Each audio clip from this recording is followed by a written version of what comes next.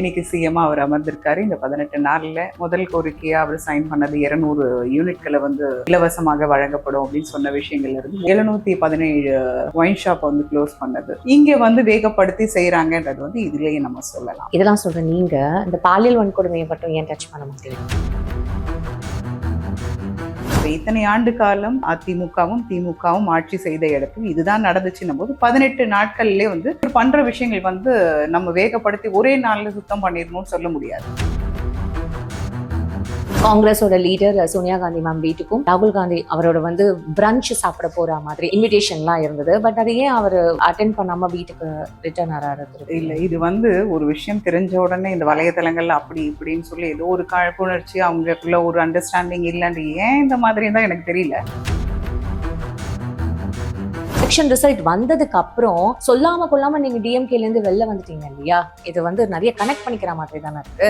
சொல்லாம கொள்ளாம அப்படின்றது இல்ல. இப்போ வரைக்கும் டிஎம்கே உங்களை சாடிட்டு தானே இல்ல. அதாவது 2006ல 96 சீட்டுகள் எம்எல்ஏ அவங்க இருந்தாங்க. நாங்க 36 சீட்டுகள் அவங்களுக்கு கொடுத்திருந்தோம். கொடுத்து எங்களுக்கு எந்த ஒரு அதிகாரமும் கேட்டு கூட நாங்க பெறல. நாங்க அவங்களுக்கு சப்போர்ட் பண்ணதான் செஞ்சோம். சோ அப்படிதான் நாங்க இருந்தோம். அது உங்களுக்கும் இங்க மாநிலத்துல தேவைன்றதுனாலதான் நீங்களும் கூட்டணி வச்சிருக்கீங்க. ஒரு நம்பிக்கை துரோகி சொல்லாம நீங்க வெளில சொல்லாம இல்லங்க. அந்த காலகட்டத்துல எல்லாம் பாத்தீங்கன்னா வாஜ்பாயோட இருக்கு டிஎம்கேயோட தலைவர் ஸ்டாலின் அவர்கள் கூட இதெல்லாம் சொல்லி இல்ல. கிரெடிட் கார்டு ஓவர் டியூவா மல்டிபிள் இஎம்ஐ ஸ்ட்ரெஸ்ஸா இனி ஒரே இஎம்ஐல ஈஸியா மேனேஜ் பண்ணலாம். Power of one EMI. அனைவருக்கும் வணக்கம். இன்னைக்கு நம்மளோட all India Mahila Congress national secretary மற்றும் காமராஜர் அவங்களோட பேத்தி கமலிகா காமராஜர் அவங்க தான் இணைஞ்சிருக்காங்க. உங்ககிட்ட நிறைய விஷயங்கள் கேட்டு தெரிஞ்சுக்க போறோம். நிகழ்ச்சிக்கு போகலாம். மேம் வணக்கம். மேம் எப்படி மேம் இருக்கீங்க? நல்லா இருக்கு. உங்களை மீட் பண்ணது உண்மையாவே ரொம்ப சந்தோஷமா இருக்கு மேம். எனக்கு இப்போ இந்த 18 நாட்கள் இவரோட ஆட்சி தொடர்ந்துட்டு இருக்கு. ஸோ ஃபர்ஸ்ட் நீங்க அதை பத்தி என்ன சொல்லணும்னு நினைக்கிறீங்க? 18 நாட்கள் இவர் சிஎம்மா ஒரு அரசியல் முதிர்ச்சி இல்லாதவர் அப்படி இப்படின்னு நிறைய விமர்சனங்களுக்கு ஆளான ஒரு நபர் இன்னைக்கு சிஎம்மா அவர் அமர்ந்திருக்காரு. இந்த 18 நாள்ல முதல் கோரிக்கையா அவர் சைன் பண்ணது 200 யூனிட்களை இலவசமாக வழங்கப்படும் அப்படின்னு சொன்ன விஷயங்கள்ல இருந்து ஒரு மாவட்டங்கள்லயும் போதை ஒழிப்பும் பெண்களுக்கு பாதுகாப்பும் சொல்லிட்டு குழு அமைக்கணும்னு சொன்ன விஷயங்களும் உள்ளபடியே பெண்களான எல்லாருக்கும் ஒரு சந்தோஷம் சொல்லலாம். அதன்படியே படிப்படியாக 717 ஒயின் ஷாப் க்ளோஸ் பண்ணது. அதெல்லாம் எத்தனை ஸ்கூல் அண்ட் காலேஜ் கோயில் முன்னாடி இருந்தது எல்லாமே நீக்கினது ஒரு பாராட்டுக்குரியதுன்னு சொல்லலாம். அதன்படியே இப்போ ஒரு ஸ்டெப் எடுத்து வைக்கிறதெல்லாம் பார்த்தோம்னா, இப்போ ஒரு வாரத்துக்கு முன்னாடி பார்த்தீங்கன்னா போதைப் பொருட்கள் ஒரு ரவுடிகள் சொல்லலாம் 15,300 சில்லற ரவுடிகளை இது பண்ணிட்டு அதுல 3000 சில்லற ரவுடிகளை அரெஸ்ட் பண்ணது வரவேற்க வேண்டிய விஷயம். அதன்படியே உங்களுக்கு போதைப் பொருட்கள் எந்த அளவுக்கு நம்ம நாட்டுல இருக்குன்னு ஒரு நாள்லயே இது கண்டுபிடிச்சது பாத்தீங்கன்னா 290 சில்லற கேஸ் இது பண்ணிட்டு 21,000 கிலோ கஞ்சாவை பறிமுதல் பண்ணியிருக்காங்க. ஸோ இதெல்லாம் பார்க்கும்போது ஒரு நாளும் நம்ம தமிழ்நாட்டுக்குள்ள இதெல்லாம் போயிட்டு தான் இருந்திருக்கு இத்தனை நாட்களா அப்படிங்கிறது இங்க வேகப்படுத்தி செய்யறாங்கன்றது இதுலயே நம்ம சொல்லலாம். இதெல்லாம் சொல்ற நீங்க இந்த பாலியல் வன்கொடுமையை மட்டும் ஏன் டச் பண்ண மாட்டீங்க? நான் சொல்லாம இல்லை. அது ரொம்ப சங்கடமான ஒரு விஷயம். ஒரு பெண் குழந்தைகள் வைத்திருப்பவர்களும் தாண்டி நம்ம ஒரு பெண்ணா பிறந்து ஒரு ஃப்ரீடமா நம்ம இந்த நாட்டுக்குள்ள உலா வர முடியலையே அப்படின்ற ஒரு வருத்தம் இருக்கு. அதையும் வேகப்படுத்தி உடனே அதுக்கு ஸ்டெப் எடுத்திருக்காங்க. இப்போ அவங்கள குண்டர் சட்டத்துல கொண்டு வந்திருக்காங்கன்றதையும் வரவேற்கத்தக்க வேண்டிய விஷயம் தான். அதை சொல்லதான் வேணும். ஏன்னா இவ தவறுகள் நடக்கதான் செய்யுது. எந்த ஆட்சியிலும் நான் இந்த ஆட்சி அந்த ஆட்சியும் குறை சொல்ல வரல, எல்லாத்துலயுமே இருக்கு. அதை எந்த அளவுக்கு வேகப்படுத்தி தண்டனைகள் கடுமையாக்கியிருக்காங்க அப்படின்னும் போது இது ஒரு ஸ்டெப்பா நான் பாக்குறேன். நீங்க மகிழா காங்கிரஸ்ல இருக்கீங்க. அப்போ பெண்களுக்கான முக்கியத்துவம் என்னன்றது உங்களுக்கு தெரியும். இதுக்கு முன்னாடி ஆட்சியில முக்கியமா எல்லாரும் இந்த மாற்றம் தேவைப்பட்டதுக்கான காரணம் பெண்களுக்கான பாதுகாப்பு இல்லைன்றதும் போதை மருந்து பழக்கம் ஜாஸ்தி இருக்குன்ற சொன்ன ரீசனுக்காக தான். ஆனா இவரோட ஆட்சியிலையும் அதை தொடர்ந்து நீடிச்சுக்கிட்டே வரா மாதிரி தானே தெரியுது.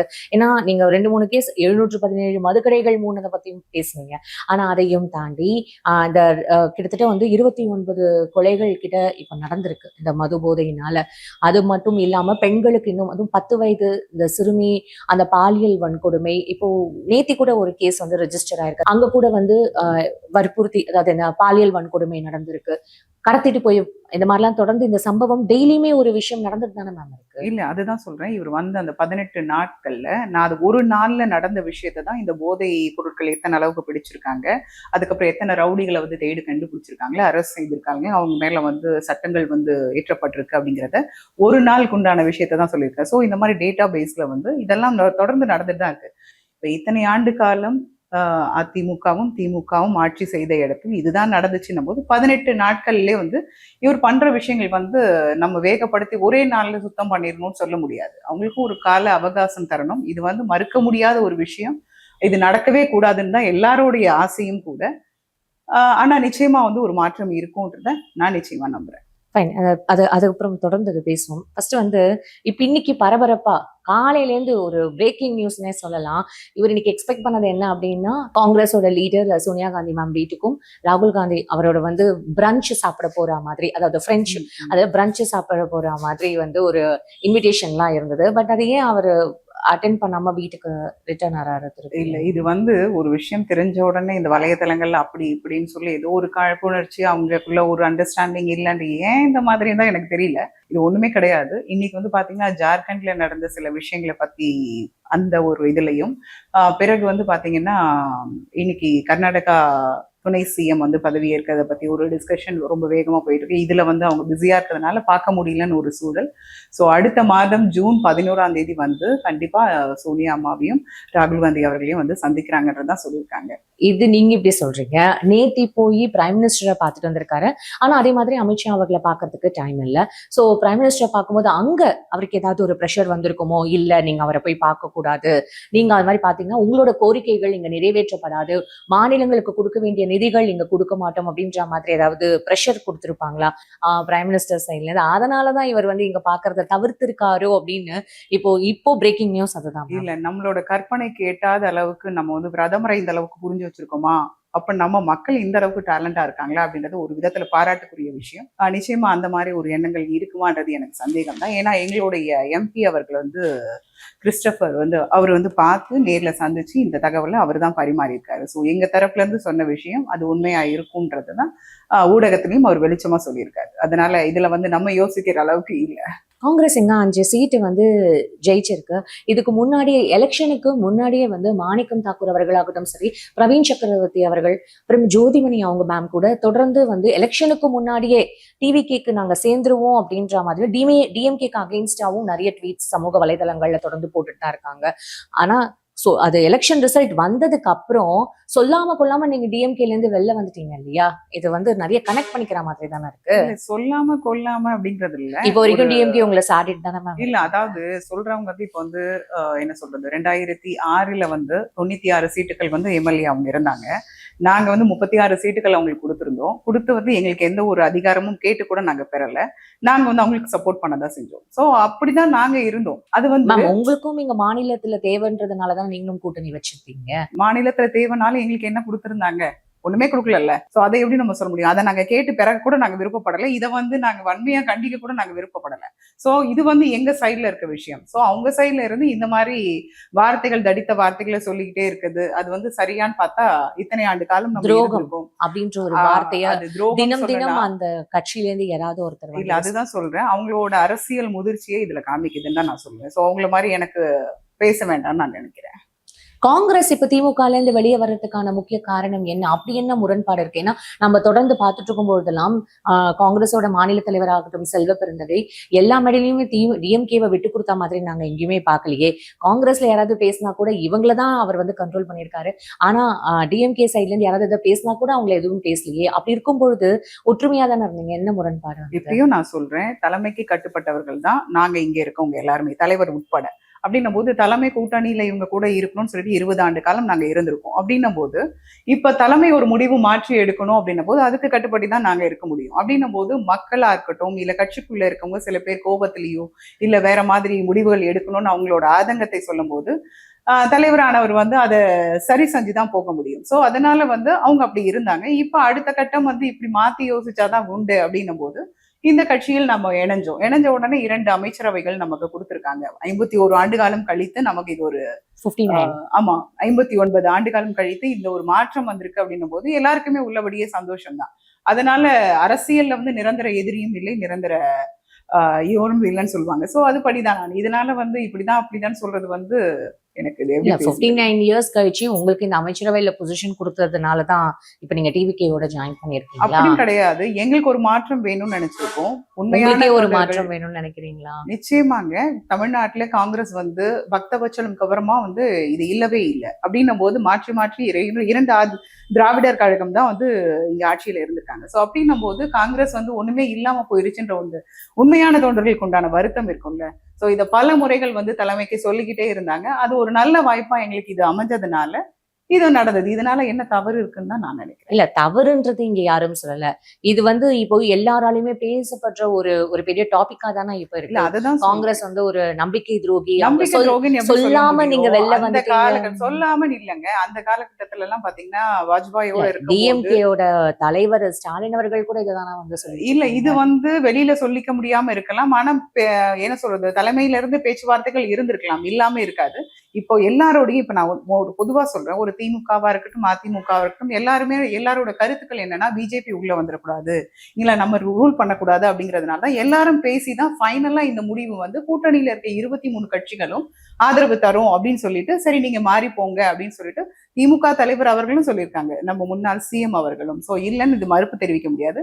அவங்க எல்லாம் வந்து இந்த புரிதலோட பேசுறாங்கன்னு தான் நான் நினைக்கிறேன். இதுக்கு கீழே இருக்கவங்க தான் புரிதல் இல்லாம வார்த்தைகள் அடித்து பேசி கட்சிக்குள்ள வந்து ஏதோ ஒண்ணு சொல்லி சலசலப்பை கொடுத்துட்டே இருக்காங்கன்னு தான் நான் நினைக்கிறேன். இல்ல டிஎம்கே நீங்க சொல்றது ஓகே. ஆனா இத சொல்றதே வந்து டிஎம்கேயோட தலைவர் இவரும் ஸ்டாலின் அவர். நான் ஸ்டாலின் அவர்களை தான் சொல்றேன். அப்போ பிஜேபி உள்ள வரக்கூடாது அப்படின்னு சொல்லிட்டு, இது பரவாயில்ல நீங்க வந்து கூட்டணி சேர்ந்துக்கிட்டாலும் பரவாயில்ல அப்படின்னு சொல்லிட்டு உங்களுக்கு விசிகா தலைவர்கிட்டயும் பேசியிருக்காங்க. ஐயுஎன் அவங்க கிட்ட எல்லாம் பேசியிருக்காங்க. சொல்லிதானே அனுப்பி வச்சிருக்காங்க. அவங்க அவங்க வர பேசியிருக்காங்க, சொல்லி அவங்க நாங்க கிட்ட வெளியில இருந்து சொல்லியிருக்காங்க. ஆதரவு கொடுக்குறோம் தானே அவங்க சொன்னாங்க. அப்படிதானே சொல்லி வந்தாங்க. அப்படின்னும் போது வந்து எங்களுக்கு ஆதரவு கொடுத்திருக்காங்கன்றதுனால அவங்களுக்கு ஒரு அமைச்சர்கள் கொடுத்திருக்காங்க. சோ சொன்ன விதத்தில் அவங்க வந்தாலும் இவங்க கொடுக்குற இடத்துல அவங்க இருக்காங்க. சோ இதுல வந்து எல்லாருக்கும் ஒரு அண்டர்ஸ்டாண்டிங் தான் இருக்கு. எல்லாரோடையும் என்ன எண்ணம் அப்படின்னா, தமிழ்நாட்டுக்குள்ள பிஜேபி வரக்கூடாது, ஆர்எஸ்எஸ் உள்ள வந்துருச்சுன்னா நம்ம எல்லாமே ஒண்ணு இல்லாம போயிருவோன்ற அந்த ஒரு எண்ணம் வந்து இந்த ஒற்றுமையை தான் வெளிப்படுத்துதுன்னு நான் நினைக்கிறேன். மதசார்பற்ற கூட்டணி அப்படின்றதுதான் உங்களோட ஒரு மெயின் எய்மா இருக்கு. இப்போ ஏடிஎம்கேல இருந்து அங்க நிறைய பேர் ராஜினாமா பண்ணிட்டு இப்போ டிவிகேல ஜாயின் பண்றதுக்கு இருக்காங்க. அப்போ அவங்கலாம் வந்து இப்ப ஜாயின் பண்ணதுக்கு அப்புறம் உங்களோட மதசார்பற்ற கூட்டணி அப்படின்ற அந்த ஒரு இது வந்து கேள்விக்குறியா இருக்கு இல்ல இல்லையா? மதசார்பற்ற கூட்டணின்னு சொல்லிட்டு அவங்க அதுல வின் பண்ணி இதுல வராங்க அப்படின்னு சொன்னாலும் அது அவங்களோட கருத்து, அது அவங்களோட விருப்பம். சோ வரவங்களை வந்து வேண்டாம்னு நம்ம சொல்ல முடியாது இல்ல. ஒரு பதவி எம்எல்ஏ ஒரு சீட்டு கிடைக்கிறதே கஷ்டம். கிடைச்சு அதுல ஜெயிச்சவங்க நான் இல்ல இங்க இருந்து நான் வெளியே வரேன் அப்படின்னு சொல்றாங்கன்னா அவங்க மனநிலை எப்படி இருக்குன்றதை நம்ம யோசிக்கணும். சோ அதிமுக தொடர்ந்து இந்த 4 ஆண்டு காலம் பாத்தீங்கன்னா ஒரு குழப்பமான மனநிலையில தான் இருக்காங்க. ஒரு சரியான ஒரு தலைமை பண்புல வந்து எடப்பாடி அவர்கள் வந்து அரவணைச்சு போகல அப்படின்னு சொல்லிட்டு நிறைய பேர்கள் வந்து அதிமுகனாலும் சில பேர் ஃப்ரெண்ட்லியா வந்து பேசுறவங்களா இருப்பாங்க. அவங்களோட ஆதங்கத்தை வந்து நம்ம கிட்ட பேசுவாங்க. அப்படின்னும் போது எங்களுக்கு என்ன பண்றதுனே தெரியல, எல்லாருமே இப்படி பிரிஞ்சு போய் கட்சி இந்த மாதிரி இருக்கு, அம்மா இருக்கும்போது அப்படி இல்லை அப்படின்னு அவங்களோட ஆதங்கத்தை சொல்லும் போது அப்போ அவங்களுக்கு வந்து இன்னும் அடுத்த கட்டம் எப்படி போகும் அப்படின்னு யோசிக்கும் போது அவங்க இந்த நேரத்துல வந்து ஒரு நல்ல முயற்சியை முன் வச்சிருக்காங்களோன்னு கூட நான் நினைக்கிறேன். உங்களுக்கு ஆதரவு தெரிவிக்கிறதுல இப்ப எந்த ஒரு விஷயமுமே இல்ல. இது வந்து என்னன்னா எதுல இருந்தாலும் மக்கள் பணி நாட்டுக்காக தான் செய்ய போறாங்க. சோ அது விருப்பத்தோட செய்யும் போது நல்லா இருக்கும். இந்த ஆட்சி நல்லா இருக்கும்னு அந்த 18 நாள்ல அவங்க நினைச்சிருக்காங்களோ என்னவோ. சோ அதனால அவர் விஜய் அவர்களுக்கு வந்து நாங்க வந்து செய்யணும்னு நினைக்கிறாங்க. 5 எம்எல்ஏக்கள் வந்து வின் பண்ணிருக்கீங்க. அதுல 2 பேருக்கு மட்டும் அமைச்சரவை பதவி கொடுத்திருக்கிறது எப்படி பாக்குறீங்க? ரொம்ப வரவேற்க வேண்டிய விஷயம். ஏன்னா வந்து போன முறை பாத்தீங்கன்னா 25 சீட்டில் 18 எம்எல்ஏக்கள் இருந்தோம். இந்த முறை தொடர்ந்து நாங்க வந்து ஆட்சியிலும் அதிகாரத்திலும் பங்கு வேணும்னு சொல்லிட்டு 6 மாசத்துக்கு மேல இருந்து நாங்க வந்து எங்களோட குரலை பதிவிட்டுட்டே இருந்தோம். ஆனா வந்து அதுக்கு செவிசாய்க்காம இது கூடாது, இது மாநிலத்தில் வந்து நடக்கவே நடக்காது அப்படிங்கிறது மறுபடியும் சொல்லிட்டு இருந்தது வந்து இந்த நேரத்தை இது ஒரு மாற்றத்தை வந்து ரொம்ப சந்தோஷமா நான் பாக்குறேன். 28 இடம் உங்களுக்கும் டிஎம்கே ஒதுக்கிச்சுல, ஆனா நீங்க 5 இடத்துல தானே வந்து வின் பண்ணி 27 இடத்துல நாங்களும் இப்போ திமுக வந்து உங்களுக்கு ஒட்டுமொத்தமா கூட்டணியோடு சேர்ந்து நின்று பாத்தீங்கன்னா 170 சம்திங் அவங்க நின்று இருக்காங்க. ஆனா எத்தனை இடங்கள் அவங்க ஜெயிச்சிருக்காங்க. சோ இத்தனை கூட்டணி இருந்தும் அவங்களால இவ்வளவுதானே முடிஞ்சுது. சோ அப்படின்னும் போது எங்களுக்கு வந்து 28 சீட்டுகள் கொடுத்தாலும் இதுல இருந்து என்ன புரிஞ்சுக்க முடியுது அப்படின்னா மக்களோட வெறுப்பு அந்த அளவுக்கு இருந்திருக்கா, இதுல இன்னொரு விஷயத்த நோட்டீஸ் பண்ணணும். திமுக மேல இருந்த அந்த காழ்ப்புணர்ச்சியா இல்ல அவங்கள வந்து டோட்டலா ஒதுக்கணும்னு நினைச்சாங்களா அப்படிங்கிறதுனால ஒட்டுமொத்தமா தமிழ்நாடு ஃபுல்லா காங்கிரஸ் நின்ன இடங்கள்ல காங்கிரஸ் பெருவாதியாக எங்களுடைய கோட்டையான கன்னியாகுமரி டிஸ்ட்ரிக்ட்ல வந்து நாங்க அந்த இடத்த வந்து எங்களுக்கே நாங்க தக்க வச்சுட்டீங்க அப்படின்னு சொல்லி தான் நான் பாக்குறேன். சோ அதனால வந்து அங்க வந்து திமுக வந்து பெரிய அளவு இது பண்ணிக்காம காங்கிரஸ் உண்டானது காங்கிரஸ்க்காகவே அப்படிங்கிறதுனால அந்த 3 தொகுதிகள் வந்து நாங்க வின் பண்ணிருக்கோம் அப்படிங்கறத நான் சொல்றேன். மேம். இப்போ காங்கிரஸ் இத்தனை வருஷம் கழிச்சு இந்த அமைச்சரவை பொசிஷன் கொடுத்தது ஓகே தான். ஆனா காங்கிரஸ் வந்து என்ன மாதிரியான வந்து ஃபீல்டு ஒர்க் பண்ணுச்சு அப்படின்ற ஒரு கேள்வி இங்க இருக்குல்ல மேம்? இல்ல இப்ப வந்து பண்றது அப்படிங்கறது அடுத்த தாண்டி இப்ப பண்ணணும் அப்படிங்கிற ஒரு முயற்சியே ஒரு நல்ல விஷயம் தான். ஏன்னா இப்ப நாங்க வந்து ஆட்சியிலும் அதிகாரத்திலையும் வந்து அப்படின்னு நாங்க கேட்கும் போதே நாங்க ஏதோ ஒண்ணு பண்ண போறோம்னு நினைக்கிறோம். எங்களை மட்டம் தட்டியே வச்சிருக்கும் போது ஊர்ல இருக்க தொண்டர்கள்ல இருந்து நார்மலா வேலை பார்க்குற வரைக்கும் எனக்கு என்ன இருக்கு, ஓகே இவங்க முதுகுல சவாரி செய்யறோம் டிவிக்கேன்ற ஒரு கட்சி இல்லைனாலும் அப்ப நீங்க இத்தனை நாள் அப்ப இதுக்கப்புறமும் நீங்க டிஎம்கேவோட தானே கண்டினியூ பண்ணிருப்பீங்க? இல்ல அது வந்து இப்படியா அப்படியா நம்ம பேசுறதுக்கு இல்லை. இப்ப வந்து எனக்கு ஒரு மாற்றம் வேணும்ன்றது வந்து பல ஆண்டுகள் மனசுக்குள்ள இருந்திருக்கலாம். அப்ப டிவிகே ஸ்டார்டிங்லயே வந்து ஆட்சியிலையும் பங்கு அதிகாரத்திலையும் பங்குன்னு அப்ப வந்து சொல்லிட்டே தானே இருந்தாரு. இதுல வந்து அப்ப நீங்க ஏன் பாதி போகல? பேர்கிட்ட போகணும்ன்ற வெளிப்பாடு வந்து நீங்க சொன்னது போல மாணிக் தாகூர்ல இருந்து ஜோதிமணில இருந்து பிரவீன் சக்கரவர்த்தி வரைக்கும் முன் வச்சுட்டே தான் இருந்தாங்க. அப்படின்னாலும் இங்க இருக்கிற தலைமை வந்து இப்படிதான் அப்படிதான் சொல்லிட்டு சில பேர்கள் வந்து டிஎம்கேவோட போகணும்னு சொல்லிட்டு இருந்தாங்க. சோ அப்ப இதுல இருந்தே தெரிஞ்சுக்குங்க, எங்களுக்கு வந்து ஆட்சியிலும் அதிகாரத்திலும் பங்கு வேணும், மாற்றம்ன்றது ஒண்ணு வேணும். அப்படி இல்லைன்னா தனிக்காது நம்ம நிற்போம், நம்மளோட ஸ்ட்ரென்த் என்ன நம்ம காமிச்சு நம்மளே பரிச்சயம் பண்ணிக்கலாம் அப்படின்ட்டு. இது மாதிரி தான் 2014 நாங்க நின்னோம். எந்த அளவுக்கு அப்படிங்கறத எங்களை நாங்களே பரிசோதனை பண்ணிக்கிறதா, இது சுய பரிசோதனை பண்ணி. சோ அந்த மாதிரிதான் இது. இப்ப டிவிகேல போனாலும் போகலனாலும் சரி, இந்த ஒரு நிலைப்பாடு வந்து நல்ல விதமாக நான் பாக்குறேன். கிரெடிட் கார்டு ஓவர் ஜீவா மல்டிபிள் இஎம்ஐ ஸ்ட்ரெஸ். இனி ஒரே இஎம்ஐல ஈஸியா மேனேஜ் பண்ணலாம். Power of one EMI.